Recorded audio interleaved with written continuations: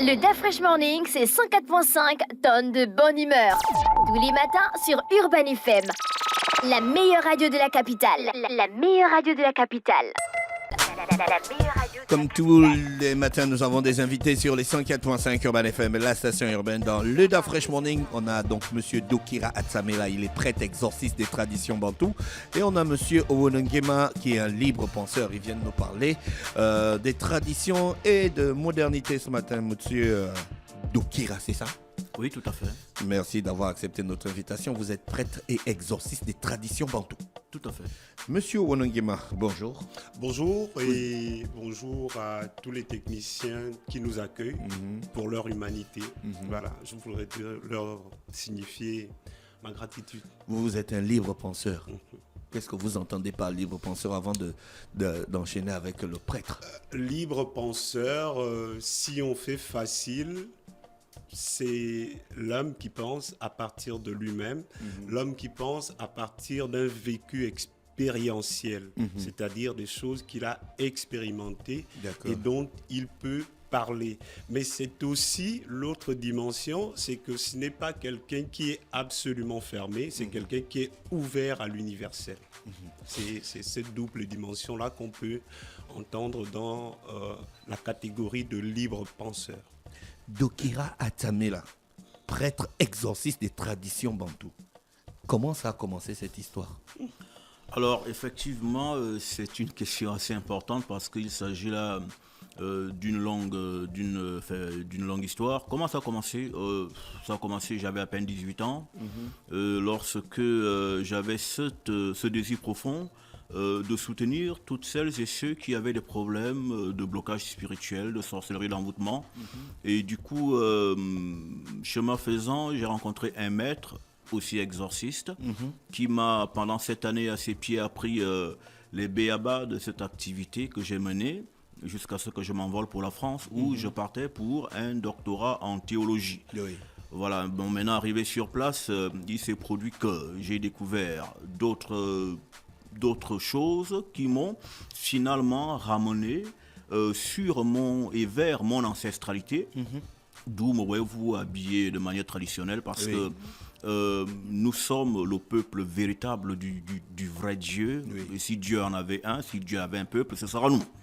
Donc je suis donc prêtre des traditions bantoues, israélites s'il faut rajouter.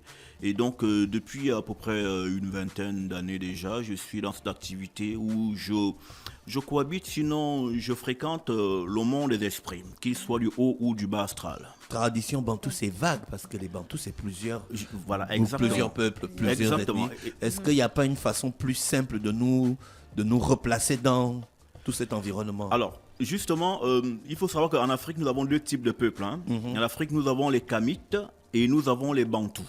D'accord? Parce que les mouvements kamitistes ont tendance à nous faire croire que nous sommes tous Kamites. Alors que non du tout. Nous, ici en Afrique centrale jusqu'au sud, nous sommes sémites. Donc parce que les Bantous sont les sémites et ne sont pas Kamites, vu que nous venons de l'Afrique du Nord, qu'on appelle aujourd'hui vulgairement Moyen-Orient. Les Kamites, ce sont les Soudanais, ce sont les Maliens, ce sont les Sénégalais, une partie de la Côte d'Ivoire, ainsi de suite, qu'on appelle ça, Sud-Soudan, voilà. En fait, toutes ces personnes, les Pygmées, voici les Kamites authentiques, parce que c'est eux les propriétaires de ces terres. Nous sommes venus d'ailleurs, d'où partons par exemple chez les camps. On parle de la migration Fan, la migration Bantou aussi, qu'on a connue à l'école, parce que nous venons d'ailleurs. Et venant d'ailleurs, nous sommes donc ici en terre d'accueil, les Bantous. Et donc, quand donc je suis prêtre des traditions Bantous, il s'agit de tous ceux qui sont au-delà des fleuves de couche, c'est-à-dire qui sont en Afrique subsaharienne, notamment à partir du centre Cameroun jusqu'à l'Afrique du Sud. Voici là où on trouve les Bantous. Est-ce que ces deux peuples ont des croyances qui se ressemblent? Alors, les Kamites et les Bantous. Les Kamites et les Bantous se ressemblent justement parce que même lorsque vous prendriez la Bible, il y a toujours une confusion entre les Israélites qui sont Bantous et les Égyptiens. Vous avez par exemple Moïse qui est pris pour un Égyptien quand il va en Éthiopie. Vous avez par exemple Paul, qui est pris pour un Égyptien quand il va à Rome. Vous avez les Canaanites, qui sont les Africains autochtones, qui confondent un deuil israélite à un deuil égyptien, sachant que les Égyptiens sont noirs, descendants de Cam, le patriarche officiellement reconnu comme noir, alors que tous sont noirs, parce que vous devez le savoir, un blanc ne peut pas accoucher de noir. Si Cam est noir, ce qu'on appelle Noé est noir. Donc tous étaient bel et bien noirs. Et alors maintenant les mutations génétiques, passer du noir au blanc, maintenant il faut qu'on rentre dans l'histoire et qu'on donne véritablement la progression, l'historicité qui a mené au blanchissement de certains d'entre ceux qui étaient auparavant noirs. Est-ce que c'est intrinsèque à nos pratiques, l'exorcisme? Oui, c'est intrinsèque à nos pratiques, vu que quand nous faisons l'onganga, et que quelqu'un a des possessions, est soumis à des possessions démoniaques, toutes les activités de bain spirituel, de désenvoûtement qui sont faites sur la personne, c'est une pratique d'exorcisme. On l'exorcise des habitations négatives qui hantent sa vie. Oui, ce sont les choses de chez nous. Peut-être. Sérieux, donc vous voulez nous faire croire qu'en fait, le concept de démon existe chez nous. Mais le concept de démon existe chez nous et il est. Est-ce que vous avez identifié les démons qui existent chez nous? Déjà, parce que les catholiques, ils ont identifié les démons qu'ils exorcisent chez les gens. Alors, nous avons par exemple chez nous ce qu'on appelle vulgairement les esprits familiers. Parce que la sorcellerie négative, parce que je vais préciser, est d'abord d'ordre familial. Nous avons le fameux Satan ici qui est prêché dans les églises, dans notre langue, c'est Zombara. Celui qui porte le courage, celui qui est nerveux, celui qui est rouge. Voilà, donc si maintenant nous avons pu identifier le diable, on peut identifier les esprits qui vont avec le diable. Un bienissime, les mauvais esprits. Voilà, donc nos ancêtres avaient connaissance de toutes ces choses, vu que c'est eux qui les pratiquaient. Ils étaient prêtres. Par exemple, quand vous prenez les Ekans, mais les Ekans, c'est une lignée de prêtres, d'où même le nom Ekan qu'ils portent, Ekan, qui veut dire ceux qui adorent, Ekan, ceux qui dessinent. Donc c'est une caste de prêtres, et de guerriers prêtres d'ailleurs. Donc, exorcisme, démon, Satan, tout ça, nous le connaissons. Vous avez déjà croisé, vous avez déjà pratiqué un exorcisme, vous avez déjà croisé des démons? Alors, j'ai souvenance que j'avais un cas d'exorcisme au nord de la France où une Gabonaise m'avait fait appeler. Ça, c'est dans le cadre mais je vous de vos études en théologie. Non, pas du tout d'études en théologie. Justement, j'allais faire un travail sur une femme qui avait en son être profond 2000 démons. Au départ, je partais pour sa fille. Et quand j'arrive à Lille, le numéro que j'avais de ces personnes se perd. Et elles ont pu se prendre un nouveau numéro et me rappeler. Et quand je les croise, les esprits m'ont dit que c'est nous qui avons brûlé les pistes. On ne voulait pas te voir ici. Et du coup, au lieu de faire un travail sur sa fille, parce que très chétive et étant une source de carburant en sorcellerie, c'est plutôt sa mère qui était possédée de 2000 démons. Ça, c'est un cas. Un autre cas, c'était sur un footballeur qu'on avait attaché au Congo et qui en Europe n'arrivait pas à prospérer parce que ses parents étaient venus habiter dans ses pieds. Et du coup, pas de contrat, il était plutôt sans papier et sur le point d'être expulsé. Lorsque vous exorcisez ces personnes, les démons avant ou ensuite? Alors, justement, c'est l'exorciseur qui oriente où il les envoie. Généralement, je les envoie dans les profondeurs de la mer. Voilà. Ou dans l'air, parce qu'il faut savoir que les esprits démoniaques ont une habitation qui est l'entre-deux-mondes, c'est-à-dire le monde matériel et l'au-delà du monde matériel, qui est la dimension de l'intermédiarité, qu'on appelle le monde astral, l'astral intermédiaire. L'air que nous respirons est un ciel, et c'est là-dedans, dans ce souffle que restent des esprits. Mais si vous les envoyez dans l'air, ça veut dire qu'ils peuvent prendre possession d'une autre personne? Alors, justement, ils peuvent prendre une personne qui est déjà disposée à les recevoir. Et si vous êtes spirituellement outillé, protégé et encerclé par votre vibration astrale qu'on appelle aura, aucune de ces forces ne viendra jusqu'à vous. Parce qu'il faut comprendre que nous avons naturellement les corps christiques qui nous environnent, qu'on appelle l'aura, et l'aura a 7 corps. Et les 7 corps sont 7 barrières. Ce sont donc des corps christiques qui vous protègent de toute attaque extérieure. Maintenant, si votre aura est moindrement vibrante, et que vous avez des ouvertures, alors ces forces viennent jusqu'à vous. Donc on n'a pas besoin de se faire forcément initier pour être protégé des démons. Alors, l'initiation est un moyen de protection. Et il faut comprendre que chaque protection est toujours une conséquence initiatique. D'accord? Même si on ne vous amène pas au Mbanja, manger l'iboga, toute action menée pour vous protéger des esprits mineurs est toujours une protection, enfin est toujours un cheminement initiatique. Que vous descendiez dans le bas astral, que vous montiez dans le haut, toujours est-il que vous suivez un rite initiatique qui vous amènera les résultats recherchés. Est-ce que vous avez été initié à ces pratiques ou bien vous-même vous les avez développées? Alors justement, comme tantôt je le disais, j'ai été enseigné pendant 7 ans au pied d'un maître qui m'a appris la maîtrise des esprits.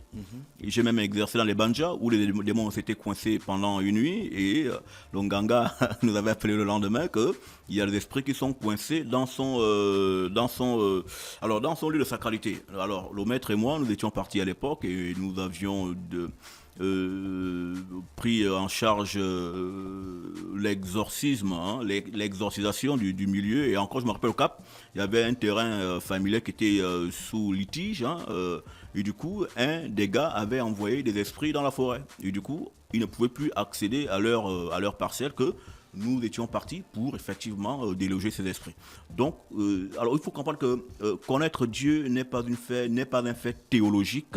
Connaître Dieu n'est pas c'est pas théorique. L'expérimentation et l'expériencisation sont nécessaires pour arriver à la connaissance de Dieu. Parce que nos ancêtres, c'est ce qu'ils considèrent comme connaissance, le fait d'expérimenter. Donc Dieu chez nous est expérimental. On ne s'assoit pas pour étudier Dieu, on n'étudie pas Dieu. On l'expérimente dans sa propre chair et on en vient avec une connaissance particulière de lui, mais issue de notre propre parcours personnel. Monsieur Wonengema, vous êtes son disciple ou bien vous entretenez des relations intellectuelles ensemble? Nous avons des affinités, pas disciples, parce que bon, moi je viens d'autres milieux, je viens d'autres écoles. Et à partir de ces écoles-là, je crois, et c'est cela que vous me permettrez sans doute de dire, c'est toujours de dire aux gens que quand on reste à un niveau, les traditions, il faut comprendre qu'elles sont multiples, vous voyez. Mais plus on va progresser dans la quête de soi, dans les expériences, dans la volonté de vivre, comme on dit, Dieu dans son esprit, plus on va se rendre compte qu'en vérité, ce qui nous unit, ce qui est notre commun essentiel, au fond, c'est la spiritualité. Parce que ça, au moins, il y a quelque chose qui fait que, quelle que soit la tradition que vous veniez, et là je parle des traditions de chez nous, que vous veniez de la tradition Malane, que vous veniez de la tradition Bouiti, que vous veniez de la tradition Djobi, à un moment donné, la qualité des pratiques que vous avez va nécessairement vous amener à un croisement. Et c'est ce croisement-là, au fond, que nous voulons aujourd'hui promouvoir pour dire aux gens, bon, en fait, la tradition, c'est normal, puisqu'elle est héritée de nos parents, de nos grands-parents, etc., etc. Donc, ça, c'est ce qui nous singularise. Mais dès qu'on a dépassé ça, nécessairement, on se rejoint parce que la qualité de l'expérience de nos esprits... Mais si on se rejoint, pourquoi on est disparate alors? Pourquoi on est disparate? Mais parce que c'est essentiel. Il faut toujours rappeler aux gens que la nature elle-même, et c'est pourquoi moi je défends une position, mais officiellement qui est animiste, parce que moi je suis un animiste convaincu, c'est toujours de dire aux gens que toutes les lois qui font la spiritualité sont d'abord des lois naturelles. Et quand on n'a pas cette dimension, en fait, on se perd, on s'embrouille, si vous me permettez la banalité de l'expression. On s'embrouille, pourquoi? Mais on s'embrouille parce qu'on refuse de voir que même dans la nature, vous voyez, les arbres, les oiseaux, les animaux, tout ce que vous voulez, sont eux-mêmes déjà stratifiés, sont eux-mêmes déjà diversifiés. Et donc, ces principes, ces lois qui sont inscrites dans la nature, elles s'appliquent à nous. Vous voyez bien que malheureusement, le fan ne va pas manger comme le Si ces lois sont dans la nature, qu'elles s'appliquent à nous, pourquoi il y a des pratiques spirituelles qui sont considérées comme supérieures à d'autres, ou bien des pratiques religieuses qui sont considérées comme supérieures à l'autre? Oui, on peut répondre de deux manières. On peut répondre en disant que, vous voyez, si on prend votre question et qu'on la met en évidence à partir des religions importées, il y a problème. Il y a un problème qui est lié à la question du complexe. C'est-à-dire que vous avez des gens qui ont pris des airs supérieurs, qui ont falsifié un ensemble de choses en rappelant toujours que la Bible, le Coran, etc. Ce sont des livres plagiés, mais on ne fera pas l'exposé ici, mais tout le monde le sait aujourd'hui. On sait que ces pratiques, en vérité, ce sont des pratiques égypto-nubiennes, mais qui ont été retranscrites et qui nous sont revenus comme si c'était du neuf, comme si c'était des choses qu'on ne connaissait pas, et on nous les a imposées. Imposées au double sens de on vous force à le croire, et ensuite... Mais si tu es profondément ancré dans tes pratiques, comment on peut te bousculer? C'est pas possible. Oui, si, c'est possible. C'est possible pour une raison simple. C'est que, vous voyez, l'esprit, il est simple. Hein?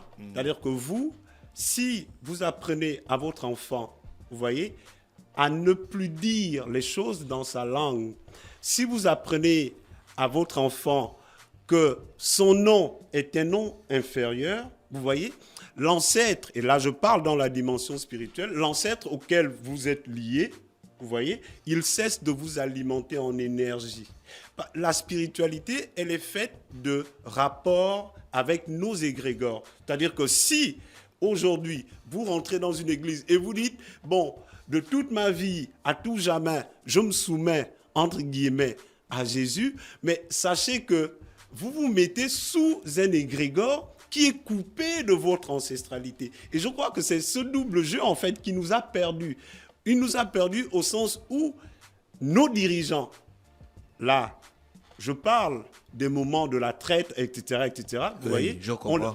On les a déconnectés. Je prends toujours un exemple simple, c'est de dire que, vous voyez, un pays comme le Congo, leur roi successeur, donc le fils de Nzinga, il a été baptisé en tant que chrétien en 1458. Est-ce que vous voyez? Ça veut dire que depuis le tout début du XVIe siècle, vous avez déjà des gens qui sont à la tête des royaumes, mais qui sont coupés d'un ensemble de réalités. Et on a ordonné de brûler tout ce qui faisait la puissance. Et ça s'est passé ici.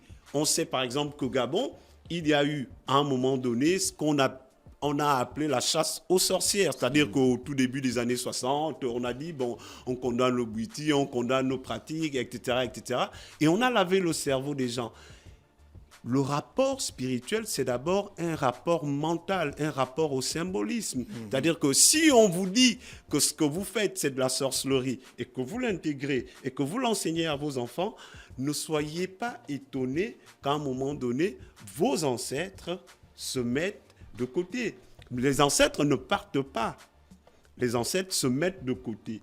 Et donc, il faut rechercher aujourd'hui, et je crois que c'est tout l'enjeu de notre modeste combat, c'est-à-dire qu'on se rend compte que l'enjeu, c'est de reconnecter les gens à ce qu'ils sont véritablement.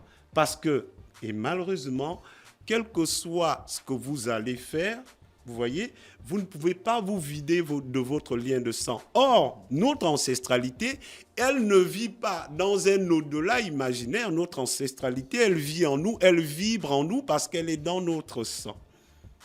Et donc, ce travail, il faut le faire et il faut demander aux gens d'être capables, à un moment donné, de se reconnecter à ce qu'ils sont, pas en allant chercher en dehors d'eux, mais en allant chercher au-dedans d'eux. Et c'est à ce niveau que commence le travail de la spiritualité, c'est-à-dire faire un retour à soi, faire un recours à soi pour se reconnecter à ce que nous sommes. Et il n'y a qu'à cette condition qu'on va être des hommes véritables. Monsieur Atsamela, est-ce que... J'aimerais moi renseigner oui. en tout cas. Et là, vous avez à comprendre ceci, c'est que un peuple ne s'accomplit que lorsque ce peuple est enraciné dans lui-même. Lorsqu'aujourd'hui, par exemple, nous sommes dans des obédiences qui nous ont été imposées par la violence, par le sabre, et qui ont coûté ces obédiences la vie à nos ancêtres, il faut comprendre que l'homme noir, primordialement, a été déraciné. Et c'est ce déracinement qui peut expliquer aujourd'hui le fait qu'il soit relégué au dernier rang, qu'il soit plutôt à la queue du monde. Regardez comment les civilisations du monde évoluent. Vous avez l'Occident qui s'est créé une divinité imaginaire, sinon un égrégore, une mythologie, voilà, qui s'est construit tout un imaginaire, et autour de ça, c'est autour de ça que gravitent toutes Est-ce que tout est les puissances. imaginaire dedans? Est-ce qu'il n'y a pas il y a pas des arguments qui sont basés sur des lois naturelles, comme a dit M. Wonangema? Tout ne peut pas être imaginaire. Alors, nous avons dit ce que nous disions déjà, c'est la dimension plagiat. Tout a été plagié. Même le nom de Paris porte un nom africain. Paris, ça vient de Isis, une divinité africaine, une divinité égyptienne. Donc, tout est donc adapté à leur imaginaire et à leur milieu. Et donc, quand ces personnes reviennent avec des divinités qui ne nous ressemblent pas, qui n'ont aucun rapport avec notre ancestralité, qu'on nous impose et qu'on nous demande de cracher sur la mémoire de ceux qui nous ont fait être, alors comment ne serons-nous pas perdus? Sachez-le, aucun peuple ne se développe, n'avance, ne se construit, ne s'élabore hors et en dehors de ce qu'il est dans son intrinsité.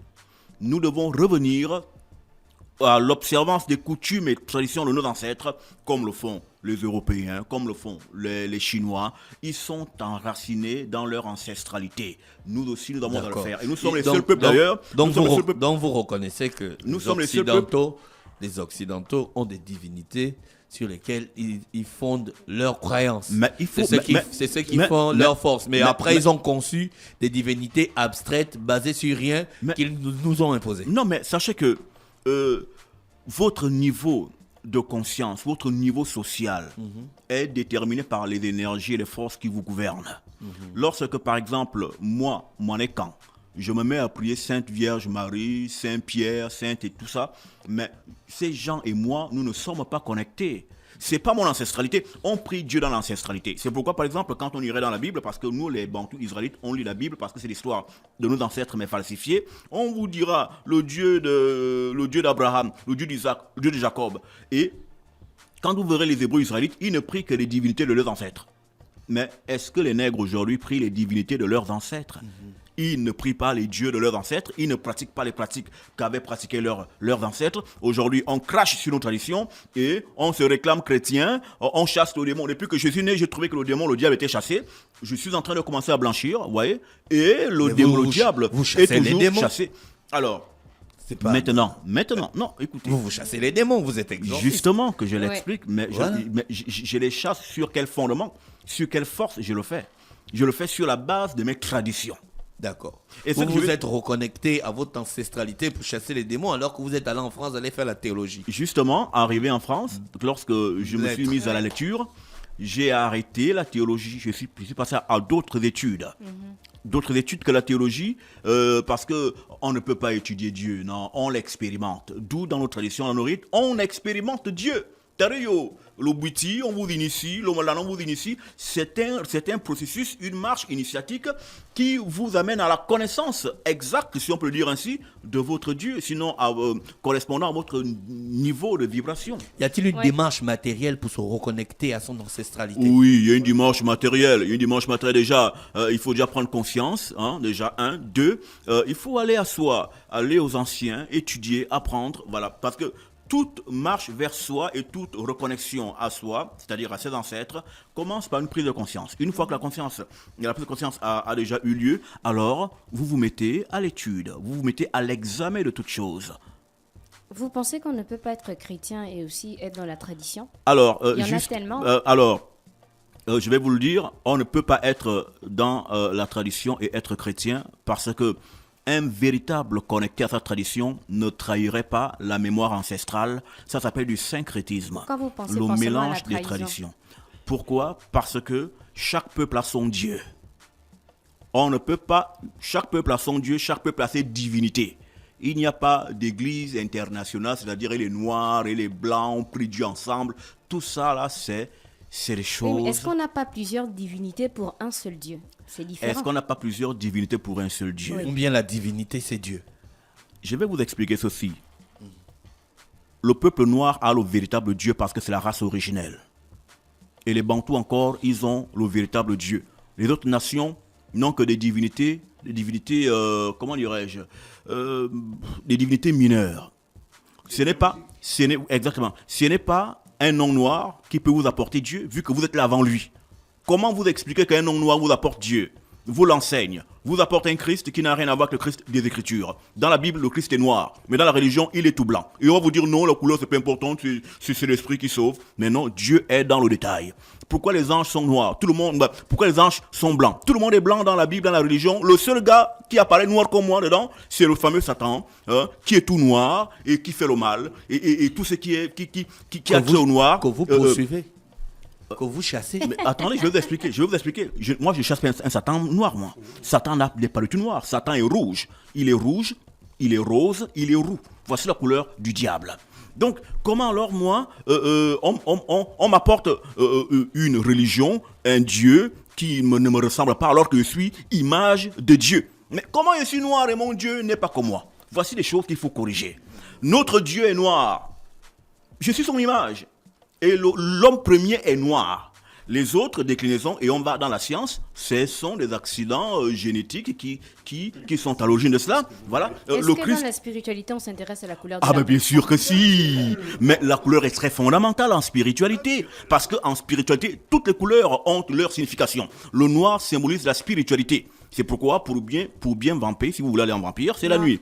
Non, écoutez, n'ayez pas peur, hein. Bon, même quand, voilà. vous voyez, c'est la question des catégories. elle fait un blocage, paf. Hein? Donc, attends, vous me conseillez de sortir en vampire? Même dans votre Bible, on sort en vampire dedans. Même dans votre Bible, on sort en vampire. Alors, je prends l'histoire de cet Ézéchiel qui est visité par une entité et puis qui est pris par les cheveux. Il est écrit quoi? Que l'esprit de Dieu m'enleva entre ciel et terre. Mais c'est quoi? Mais c'est le monde astral. L'astral, c'est quoi? C'est la sorcellerie.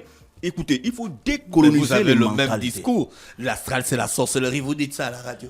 Et puis Alors, vous ne voulez pas qu'on ait maintenant, je vais vous dire ceci au sujet de la sorcellerie. D'accord? C'est pourquoi nous parlons effectivement de décolonisation des mentalités et du réapprentissage de tout. Le mot sorcellerie n'a rien de démoniaque, n'a rien de satanique. Il y a deux types de sorcellerie. Il y a la sorcellerie du haut astral et la sorcellerie du bas astral. Aujourd'hui, nous sommes à Urban FM. Il y a des gens qui nous entendent au loin d'ici. Mais c'est de la sorcellerie. Comment nous, on est ici, nous entendons de l'autre côté? Et c'est quoi la sorcellerie? Le mot sorcellerie vient de source, source.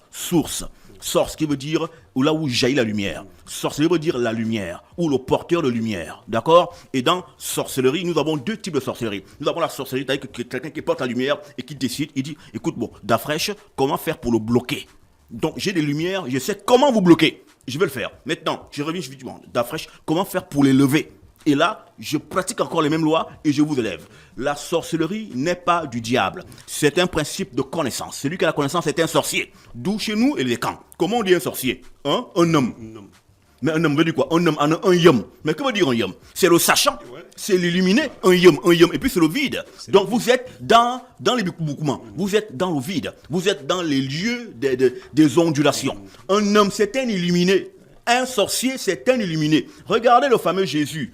Je parle du véritable cette fois-ci. Quand il est né, mais c'est trois sorciers qui viennent voir le petit garçon qu'on appelle les rois mages. Mais c'est quoi un mage? Mais mage vient de magicien.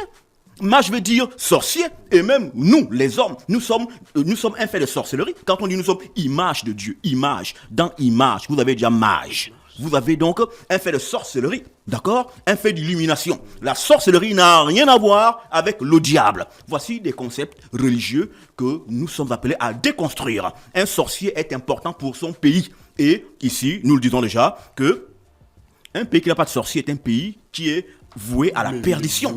C'est pourquoi un chef, un dirigeant doit avoir autour de lui des sorciers parce qu'ils sont pour lui des yeux. Mais les nganga, c'est les sorciers. Mais un prophète, c'est des sorciers. Prophète veut dire voyant, celui qui voit, celui qui voyage la nuit. Alors, donc en fait, on nous a appris à avoir peur de nos évidences, de nos réalités.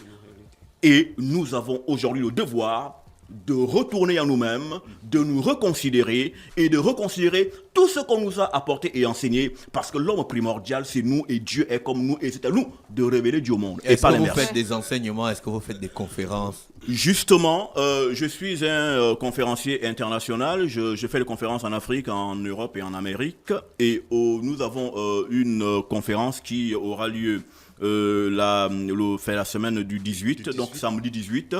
à partir de 15h à l'hôtel l'hôtel de ville de Libreville, où justement nous allons revenir sur les détails de la question traditionnelle. Comment est-ce que une société, un pays, un peuple se construit sur la base de ces rites et de ces traditions, parce que nous allons encore le redire ici, vous ne pouvez absolument pas décoller de manière évidente et conséquente lorsque vous n'êtes pas enraciné en vous-même.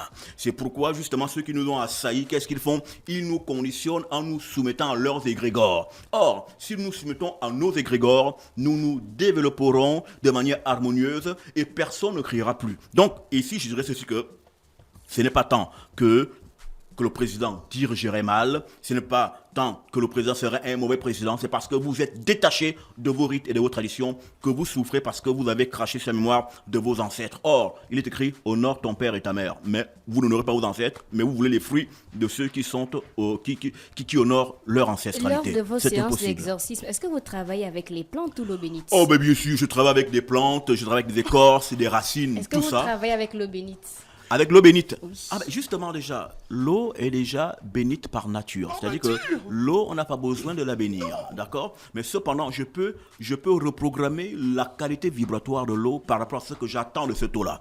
Avec une eau, je peux la travailler pour qu'elle soit une eau d'exorcisme pour vous. Je peux la travailler pour qu'elle soit une eau de commerce pour vous. Vous voyez, souvent, il y a des boutiquiers qui ouvrent, qui arrosent le matin, mais c'est une eau orientée sur le plan vibratoire pour attirer la clientèle. Donc, moi, je peux décider de l'orientation de l'eau. C'est pourquoi l'eau n'est pas stable. L'eau prend la forme du récipient qui le contient. Donc l'eau prend la forme vibratoire de celui qui fait des incantations sur elle. Dorika Atsamela, prêtre exorciste des traditions bantou, et monsieur Wonongema, qui est un libre pensée. On vous remercie d'avoir accepté notre invitation. On vous souhaite de passer une bonne journée à l'écoute des programmes d'Urban FM. Merci. Merci. À bientôt. Le DaFresh Morning, c'est 104.5 tonnes de bonne humeur. Tous les matins sur Urban FM. La meilleure radio de la capitale. La meilleure radio de la capitale.